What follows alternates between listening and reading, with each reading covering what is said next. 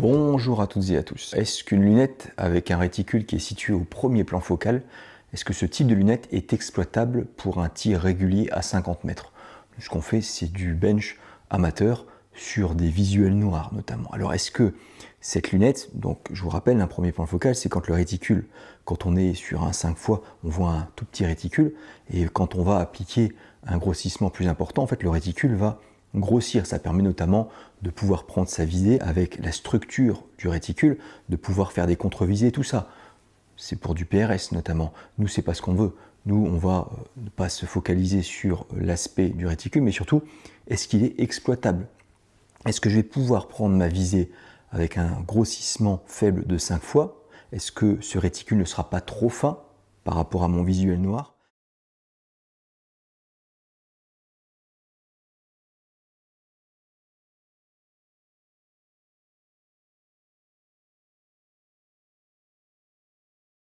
Voilà ce qu'on voit à travers la lunette quand on est sur un grossissement de 5 fois. La structure du réticule vient nous perturber. Je n'arrive pas à identifier le centre de mon réticule, je n'arrive pas à le positionner sur le centre de ma cible. Donc est-ce que ce grossissement de 5 fois pour du 50 mètres est exploitable sur nos visuels noirs? Non. Nous, ce qu'on attend d'un outil d'aide à la visée, c'est quand même de prendre sa visée et d'avoir du confort de lecture pour sa cible. Donc on veut s'ajuster précisément. Donc là, c'est pas le cas, c'est pas exploitable. Je fais une petite parenthèse.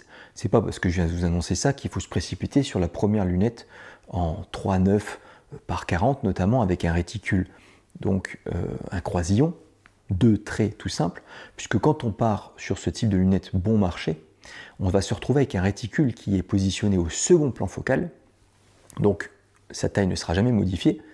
Pour autant, le réticule a des traits vraiment épais, puisqu'on est sur une mauvaise réalisation. Du coup, on va se retrouver avec, quoi qu'il arrive, que ce soit sur du grossissement de 3 fois ou du 9 fois, on va se retrouver avec un centre de la cible masqué.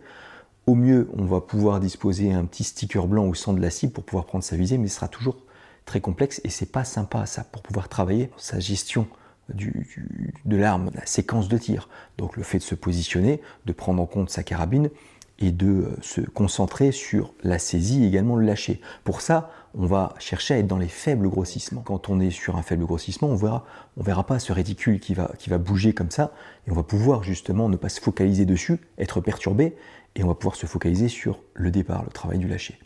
Et donc c'est ça l'intérêt en fait de travailler sur du faible grossissement. Donc pour le coup, ne pas se précipiter sur ce type de lunettes bon marché. Par contre, nous, cette lunette avec le premier plan focal, est-ce que c'est exploitable à 5 mètres? Ah, 5 mètres, en grossissement 5 fois, non.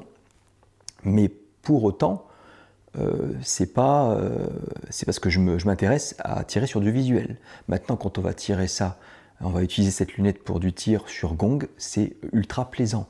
Le réticule, on le voit. Par contre, pour aller chercher le centre de ce réticule, avec toute la structure qu'on a du réticule, avec le centre notamment qui est détaché, on a un point au milieu, et ben, ça pose vraiment un problème, on a des difficultés. Maintenant, on monte en grossissement, 10 fois. Là, on commence à voir le centre et c'est beaucoup plus simple de prendre sa visée. Et de la même manière, pour ce qui est du processus d'apprentissage, je dirais qu'on va pouvoir prendre sa visée, notamment sur un support de tir avant, sans forcément utiliser de sac de tir arrière. On va peut-être bouger un petit peu, mais on ne sera pas perturbé quand on sera sur un grossissement de 10 fois. Et là, on va pouvoir commencer à bosser. Donc en fait, est-ce que pour nous, tireurs amateurs, dans une structure, un stand de tir de base, est-ce que là, on va pouvoir exploiter les lunettes? Là, ça commence à être intéressant à partir de 10 fois.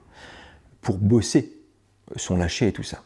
Maintenant, quand on veut faire de la précision, on va monter, on monte à 25 fois, et là, c'est du bonheur à tartiner. On ne se fie absolument pas à la structure du réticule, on sait que le point central nous intéresse, et ça, on l'identifie, on arrive à l'ajuster parfaitement au centre de sa cible, au centre du centre, je dirais même. C'est un pur régal.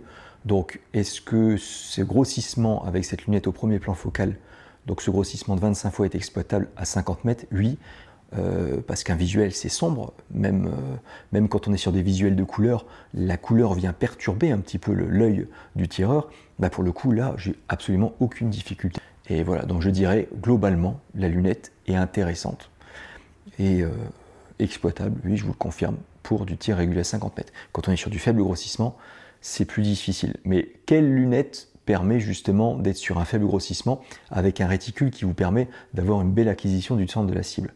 Il faut vraiment aller chercher de la qualité pour le coup. Voilà, pour ce qui est de la découverte de la toute première sortie de cette Discovery Opt. J'espère que ces images vous auront permis de vous faire un avis justement sur ce type de lunettes. Voilà. Je vous en dirai plus dans une prochaine vidéo. Ciao, ciao.